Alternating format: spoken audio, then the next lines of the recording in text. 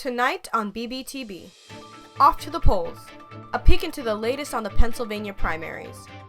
Back on the court, we take a look at the impact of COVID and the Black Lives Matter movement on the return of the NBA. And finally, hunting for wishes. We explore the latest TikTok trend randonauting that is keeping our peers busy. All this and more, right now on Broadcast by the Bay. Good evening and welcome to Broadcast by the Bay. I'm your host, Riley Villiers. These last few months have been punctuated by unrest, uncertainty, and unprecedented circumstances. Tonight, as the nation begins to face these challenges, we will take a deep dive into where we go from here. We'll take a look at politics, race, sports, and entertainment, and how they are evolving to fit our new reality. First, let's turn to Mara Chauhan for how these last few months have been affecting the president's approval ratings. As the 2020 election looms, President Trump is facing falling approval rates in light of the coronavirus pandemic and a civil rights movement that is taking the country by storm. From his slow response to COVID-19 in early March to refusing to support the takedown of Confederate monuments across the country, experts say that Trump is doing little to benefit his re-election campaign. Recent approval ratings and poll numbers support this claim, as he runs against Joe Biden to win the office. A June 26 report done by NPR states that Trump's disapproval ratings have reached an all-time high. According to the article, 59% of voters disapprove, while 49% of voters strongly disapproved of Trump's job as president. Trump's response has angered many Americans. A rally held in Tulsa in June saw a relatively small attendance rate, despite earlier claims by the campaign that over 100,000 people had registered to attend. In reality, according to the Tulsa Fire Department, 6,200 people actually came. Plans for an outdoor event were canceled as well when there was no crowd to be seen. In addition, Trump has continued to advocate for large gatherings after an event held on Mount Rushmore on the 4th of July. Trump has also faced a lot of backlash for his administration's responses to the ongoing racial debate sparked after the death of George Floyd. This afternoon, faced with new salvos of divisive tweets and rhetoric from President Trump, the White House Press Secretary Kayleigh McEnany went to truly extraordinary lengths to defend the president. She refused to denounce the Confederate flag, even though just days ago, Mississippi removed the Confederate battle symbol from its state flag. Refusal to adhere to CDC guidelines as well as racially insensitive comments may be what leads to an unsuccessful re-election. A July 6 report done by The Hill reports that Trump's approval ratings amongst white voters has fallen from 57% to 48%, and that ratings amongst white voters without a college degree has fallen from 66% to 57%. Thanks, Marwa. In the midst of turmoil, the American people are turning to Congress for support. Next, our reporter Logan sat down for a one-on-one with Nebby Vetri, press assistant for Senator Tim Kaine, who discusses the progress on Capitol Hill and our hopes for reform when Congress is back in session later this month. I know there's probably some added pressure at this time on Capitol Hill for action. So what has it been like to be navigating through all that? It's been really crazy. It's basically been everything under the sun, because at one end you have these three really big bipartisan packages that Congress was able to pass really quickly. And that's kind of unheard of with this Congress.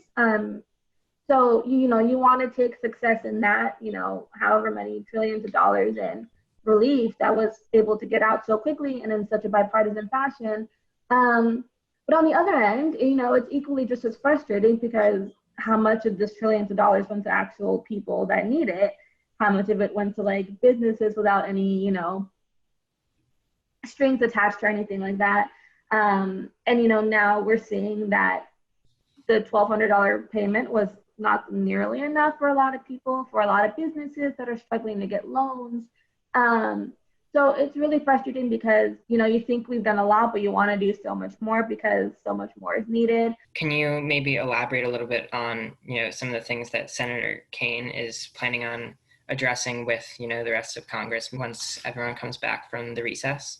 Aside from coronavirus, the next major thing the Senate is working on is the National Defense Authorization Act. That's just our annual defense bill that Congress passes every year to reallocate money for our military.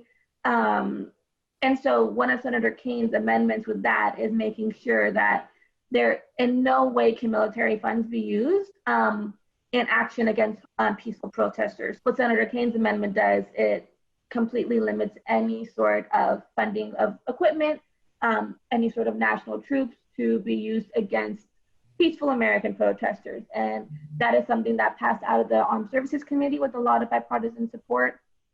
And, we expect it to be included in the final NDAA amendment. In terms of coronavirus, Senator Kaine has been really big in making sure small businesses are getting the loans that they need, especially minority-owned businesses and women-owned businesses. They often don't have as much access to capital as other small businesses do. So making sure that we allocate more money to small businesses, specifically minority-owned and women-owned, so they stay protected during this time, is another one of his big issues that he's going to keep working on, because the coronavirus relief obviously cannot stop anytime soon. In terms of all of the racial justice awareness that's happening right now, Senator Kaine signed on to the Justice in Policing Act, and he's been pushing for that to make its way through the Senate. The Republican-led bill failed this past week.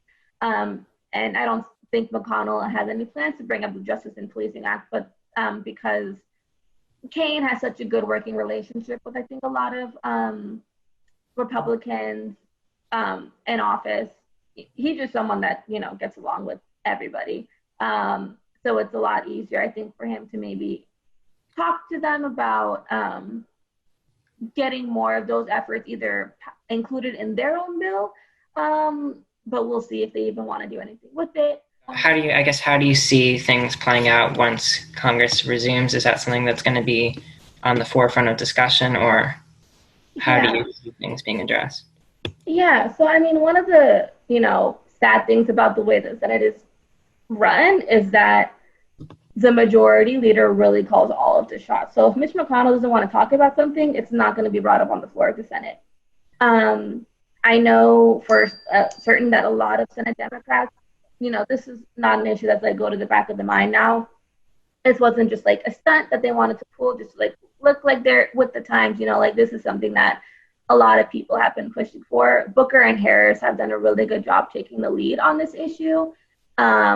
They both have significant backgrounds in this. Feel like they weren't just oh, let's take this limelight. They have, they've been talking about these issues for a while. It's hard to say. We hope it comes back up. It certainly has not left the minds of the Democratic caucus, and I know the House has done a much better job of passing meaningful reform legislation when it comes to police brutality and just racial injustice. It really just depends on what Mitch McConnell wants to do, and that's just kind of the sad reality and how the Senate operates. But hopefully, if Democrats take the Senate back, I'm certain this is going to be one of the top issues that the Senate tackles in the next Congress if we're able to win, back some of these seats. Well, Nebi, thank you so much for all your time today, and we'll see if some of those important issues will get addressed when Congress returns in a couple weeks. Thanks, Logan. Next, let's look at how the Philadelphia voting process might be affected by COVID-19. Here's our reporter Jacob with the latest. Philadelphia and its voters face numerous potential challenges in the upcoming general election. Earlier this month, the city relied on fewer polling places and used unmonitored drop-off boxes to collect primary ballots, both of which are now the subject of lawsuits. The city received an unprecedented number of mail-in ballots, something that was both a challenge and a learning experience for election officials. We were fortunate to get a lot of help from various other city departments that helped us, but really, it's a lot of work. I mean, people can think about it, 170,000 ballots, but when you see what that looks like in envelopes, it was really a daunting task. However, several groups still have issues with the way the election was handled and the plans for the general election in November. President Trump's re-election campaign is suing Pennsylvania for the use of drop-off mailboxes, like those used in Philadelphia, but not everyone agrees with the concerns over ballot security. Drop boxes are a low-tech, really secure way of giving people more opportunity to cast their ballot. And I have not seen anything that I think casts real meaningful doubt on the security of those drop boxes. The NAACP Pennsylvania State Conference also has problems with Pennsylvania's election plans. It recently sued state election officials over the discriminatory nature of the COVID-19 affected voting processes in Philadelphia and across the state. Well, my greatest fear as the state president of the NAACP of Pennsylvania is that every vote is counted, that every vote is counted. I think for us as a civil rights organization, whose history is ensuring and assuring that all Americans, in particular Pennsylvanians, have the right to vote and have their vote counted. So one of my greatest concerns, Jacob, is whether or not there's one vote that's not counted that should have been. Lastly, there's the issue of time. There were long delays in the primary election results, and with more votes being cast and more on the line, the city will need to be quicker in its counting. Voters, especially Philadelphia voters, they're used to going to bed on election night and knowing who won and who lost. So it is a sea change. It is a big change, and people, we're going to have to do everything we can to manage that expectation, to educate people on the process, and also we have a responsibility to make sure that we can do it as fast as we can, but as accurately as we can also. For Broadcast by the Bay, I'm Jacob Small. Thanks for that, Jacob. Next, we take a look at the turmoil surrounding racial labeling during this new age of political correctness. I sat down with a professor of Africana Studies to see his perspective on the importance of understanding racial labels. Across the United States, protesters demanding justice and reform are generating widespread change, not just in laws and legislation, but also in terms of political correctness. Major news sources have taken measures in order to avoid offense when it comes to racial labeling. I had the opportunity to sit down with Professor Keith Claybrook, a faculty member in the Department of Africana Studies at California State University, Long Beach, and speak with him about this age-old debate between Black and African American. So, my first question I have for you is, in terms of racial labels, Black, African American, Caribbean American, that kind of thing, personally, what label do you prefer? And why? If someone were to call me African, I don't mind.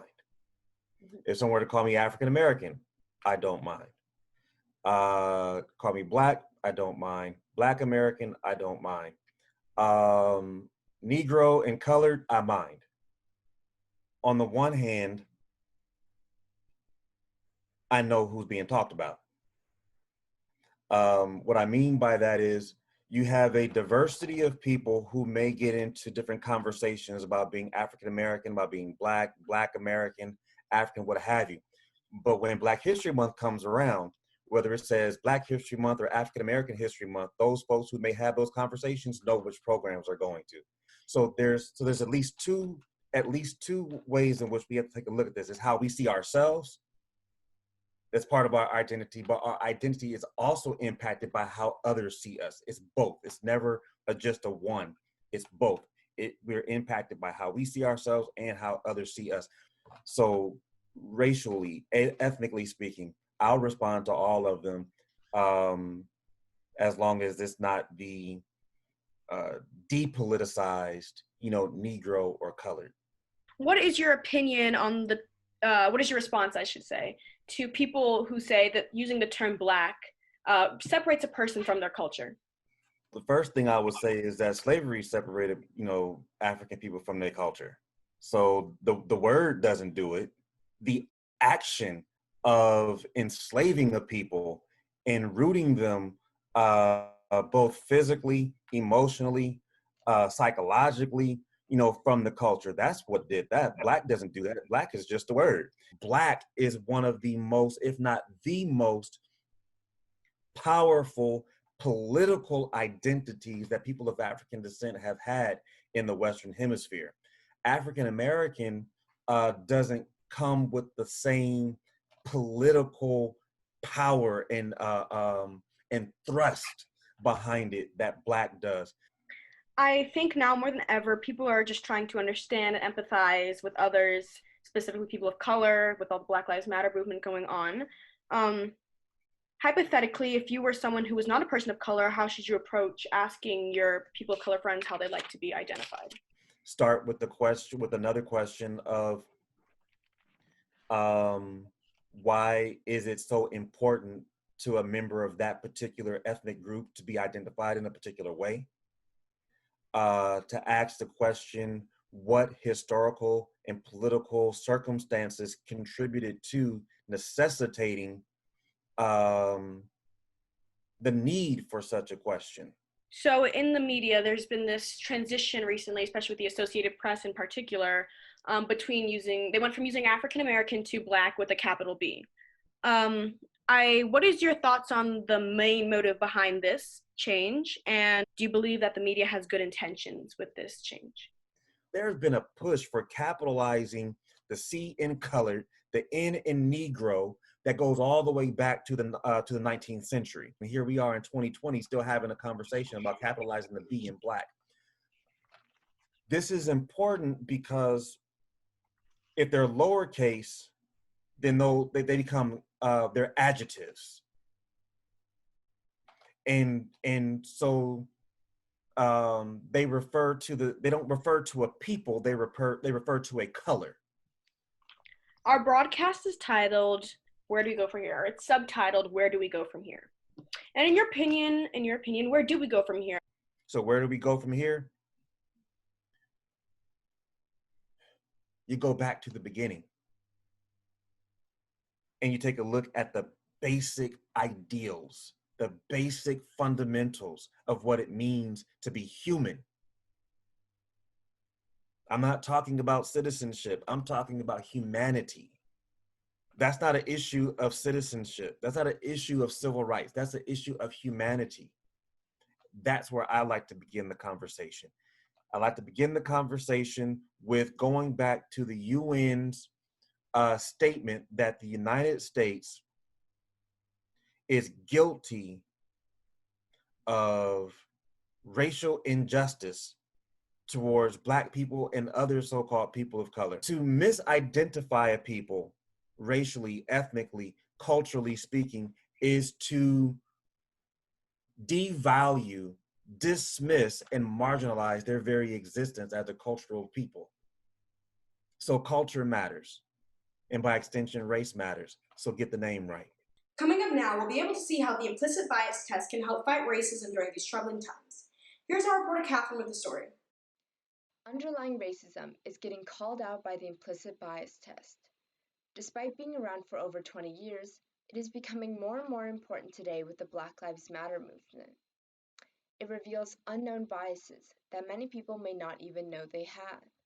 The implicit bias test measures the strength of associations between groups and characteristics. It counts how much time it takes you to relate good or bad words with a group to find your bias. In order to better understand it, I decided to experience the test myself. After taking the test, I got my results. Like 18% of other people, I got no automatic preference between Black people and white people. Interestingly, over 50% of the test takers in this graph reported that they had no racial preference. However, the data shows that only 18% had no racial preference. Over 32% had implicit biases they were unaware of. Next, I brought this test to my siblings and my friends and had them take it. Many of their results were the same as mine, but some were shocked at their results, saying that they did not expect it. The results of this test shows that many people have racial biases that they are not conscious of. This offers valuable criticism for fighting racism in 2020, and also gives people the chance to educate themselves moving forward. This was Catherine Chang reporting for Broadcast by the Bay. Now that you know how your implicit bias plays into racism, let's take a look at how racism plays into sports with the NBA's comeback. Athletes such as former San Francisco 49ers quarterback Colin Kaepernick have used their platform in the fight against racism and police brutality by protesting the national anthem. Currently, in the wake of George Floyd's murder in Minnesota, athletes are standing alongside millions of protesters across the world by using their voices and boycotting sports. Well, this is not about basketball, Don, and I told you that. This is about our people right now, and we need attention right now. I don't want to make this about basketball. The NBA announced the season will resume starting July 30th, but a coalition of about 80 players, led by Brooklyn Nets point guard Kyrie Irving, plan on boycotting, persisting in the fight for social justice. Not all players agree with Irving's method of protest, but understand that fighting for equality is an important goal. Despite electing not to participate in the boycott, Chris Paul, an all-star point guard, will make sure that the focus remains on social inequality, saying it will never be a shut-up and dribble situation. While some players expect their profound absence to speak loudly, Paul hopes to redirect national attention from the court to racial injustices. Those planning to complete the rest of the season will do so in Orlando, Florida. But health and safety concerns have also emerged. Florida is ranked 5th for most coronavirus cases in the United States. Avia, do you have any more information about this? Yes, Logan. Part of the NBA's 113-page safety guidelines is creating a bubble in Orlando, and breaching that bubble mandates a 14-day quarantine. Players who have tested positive for the coronavirus will be quarantined upon arrival. In these uncertain times, the NBA is prioritizing the safety of its players, hopefully setting a strong precedent for other sports to follow. Los Angeles Lakers coach Frank Vogel remains optimistic that players will adequately abide by the guidelines set by the NBA and the CDC. Reporting for Broadcast by the Bay were Navya Singhai and Logan Feller. As the country grapples with social issues and the upcoming presidential election, we are still in the midst of a global pandemic. Wearing a mask has been scientifically proven to help prevent the spread of COVID-19, but still some Americans refuse to wear one.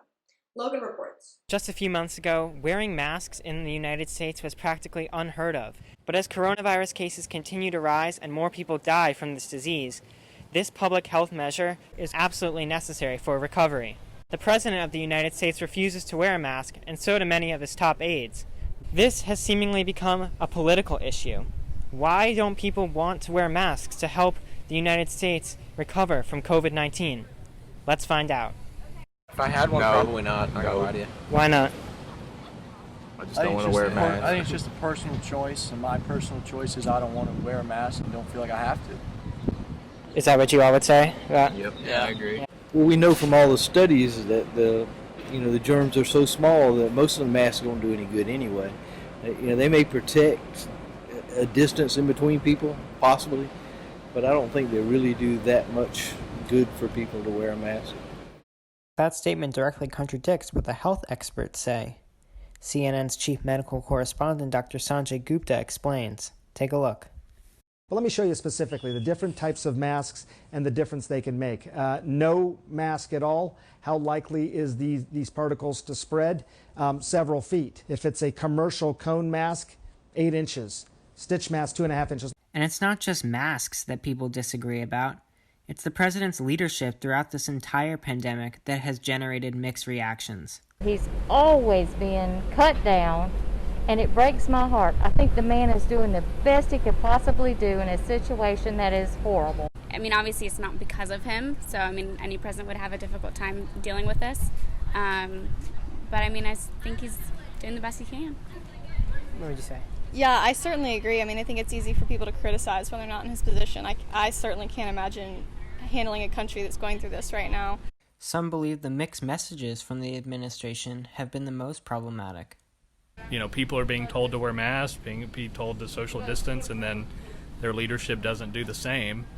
Then it's, what are we doing it for, is what some people start doing, and then, people stop wearing the masks, and you kind of get the reverse effect. I actually do not watch exactly what he says, so I don't know exactly what he's saying from day to day. I've been trying just to monitor what the health officials say and not necessarily the government. Those who said they do wear masks when indoors or in crowded places had a message for people who choose not to wear them at all. Well, I've heard that, the worst case scenario is that you are frustrated by a mask, and the best case is that you save somebody. So I think that people should wear them. I don't necessarily want to wear a mask either, but a mask is showing kindness to other people and to help protect other people. I definitely understand why certain people are bucking the system, because it is a slippery slope when the government mandates us to do certain things. I definitely believe that people have a choice, and I don't think a lot of people like being told what to do, and when they can start enforcing new rules all of a sudden very quickly, I think that's kind of scary for some people, but I definitely think that people should wear masks if that's going to help people in the long run. Now, as of July 1st, 18 states and counting have required people to wear masks when going out in public. And for those who claim that it's their constitutional right, whether or not they choose to wear one, the facts are there. A study that came out last month from the University of Washington showed that if 95% of the U.S. population wore masks, we could save 33,000 lives by October. When I told this to those boys who refused to wear masks, they said that even they would reconsider their decision. There's actually a new study that shows that if 95% of people wore masks, that could save 33,000 lives by October. You still wouldn't wear one? I mean, I guess if that's true, that's a good thing to know. I mean, that might change my opinion. I don't know. I didn't know that, so I don't know. That changed a lot. The science is there, and it's telling us we need to wear masks to save lives. I'm Logan Schiciano, reporting for BBTV. Thank you, Logan, for that update. Next, we'll be taking a look into randonauting, a new internet trend that's been keeping teens busy during quarantine. Our reporter, Catherine, has more. Everyone is looking for a way to stay occupied but safe during quarantine. A new TikTok trend, randonauting, might be the perfect solution. Randonautica is an app that sends you on adventures into the unknown by giving you a set of location coordinates to discover. Josh Langfelder, creator of the Randonauts movement, spoke to us about it. We sort of started developing this Telegram bot into an application that sends people to random places. And now we have a company called Randonauts LLC. App users are essentially sent to a random, unknown location to explore. Many of our peers have used this app to explore locations such as beaches, forests, and more. It was viewed as a fun way to stay occupied during quarantine. But not all of these adventures stayed so lighthearted. Some Randonautica trips have turned scary and even dangerous. On June 20th, a group of teenagers found a suitcase of dead body parts on their adventure. TikTok user @UgHenry posted a video of this group discovering body parts on a beach in West Seattle. Langfelder responded to these trips by saying, I would not say that the app is inherently dangerous. If you use situational awareness and you're personally responsible and you don't go into any dangerous areas, the app is not dangerous. Langfelder also let us in on the future of Randonautica and his vision for the app. We're getting better hardware. We're going to be using cutting edge mind-machine interaction technology. While randonauting became an internet sensation during quarantine, the true test is to see if the app keeps its relevancy once more states begin to fully reopen. This is Catherine, reporting for Broadcast by the Bay. Thanks, Catherine. Next, we take a look at how the ongoing COVID-19 pandemic has affected the world of independent theater in Chicago. Our reporter, Karen, has the story. Chicago is known for its vibrant art scene, and theater is no exception. There are almost 200 storefront theaters in the city. These are small, independent companies that usually operate out of one storefront location. The abundance of these theaters has created a unique culture where niche, original productions can flourish. But in early March, all of this changed when businesses all across the state were forced to close due to concerns relating to COVID-19. Many of us just watched Hamilton, right? That was Yes. an amazing thing. I can't even guess at how much that shoot cost, right? And and the equipment that they did. And I mean, it was wonderful and it was gorgeous, and they were able to storytell. And because they did it when they had an audience, you got the sense of audience, and the actors still got to play with the audience. You could hear them back and forth. Still not the same experience as live theater, right? No, at all. not But at all. you got something. Most of us don't have the footage to do that, and this virtual thing is really challenging. The sudden decrease in revenue has forced many local theaters to close their doors, including the iconic Mercury Theater in the Belmont Theater District. Some theaters have attempted to stay afloat by taking their productions online. The House Theater of Chicago streamed a production of theirs from 2002, which raised around $36,000.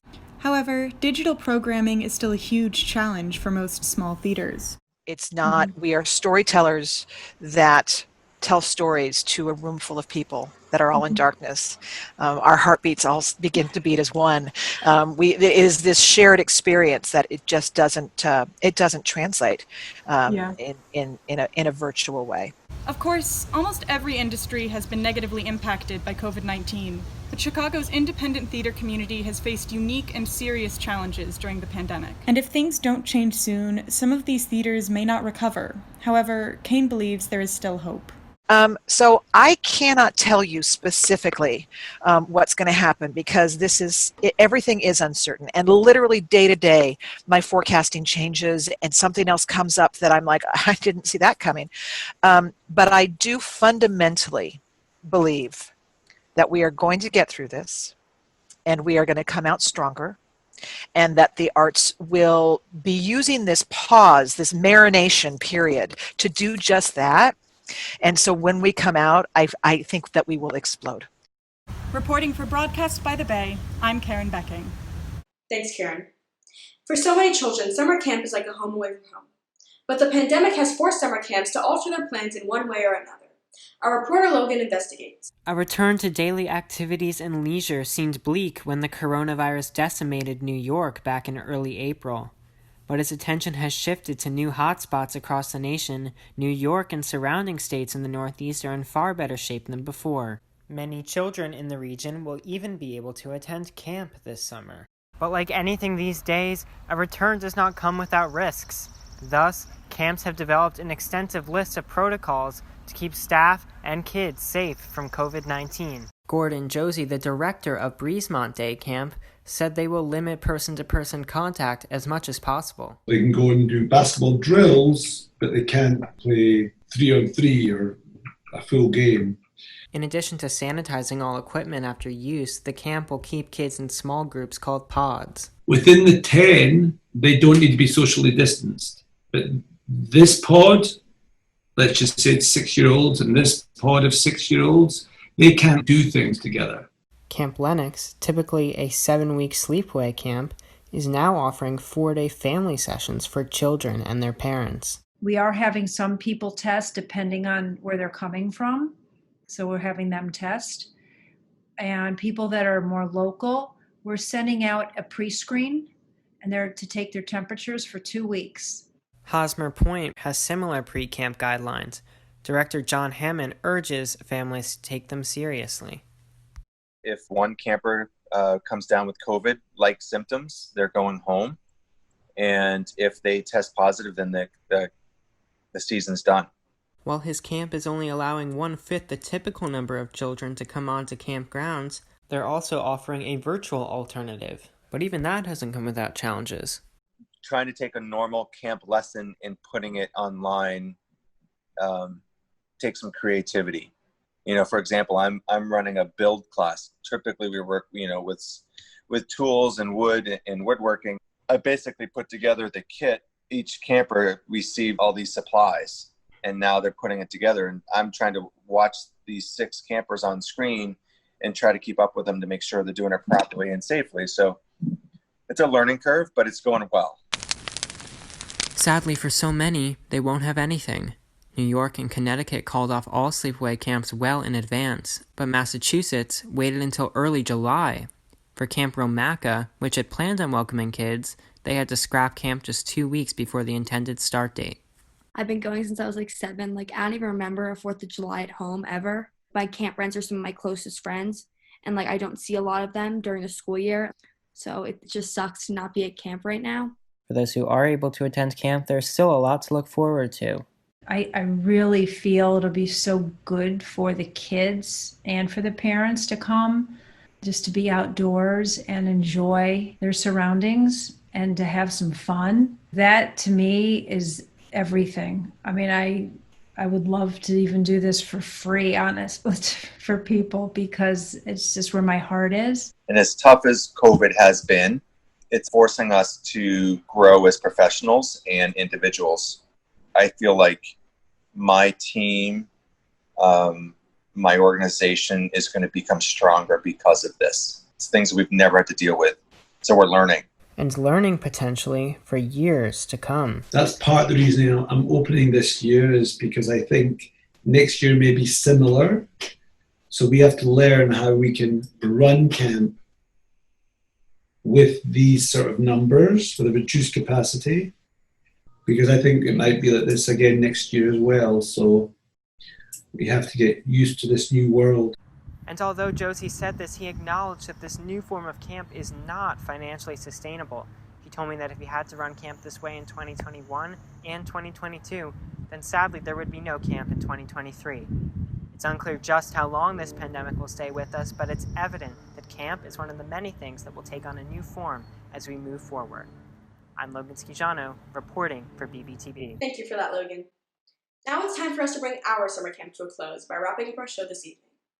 Thank you to Newsroom by the Bay for giving us this opportunity. We'd also like to say a huge thank you to Beatrice and Jordan, our camp directors. Be sure to check out the other publications that were made this summer. You can find the links to 650 West, What Learning Looks Like, and By the Bay Today at newsroombythebay.com.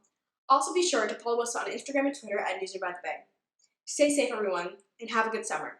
For Newsroom by the Bay, I'm Reagan Gift. Good night.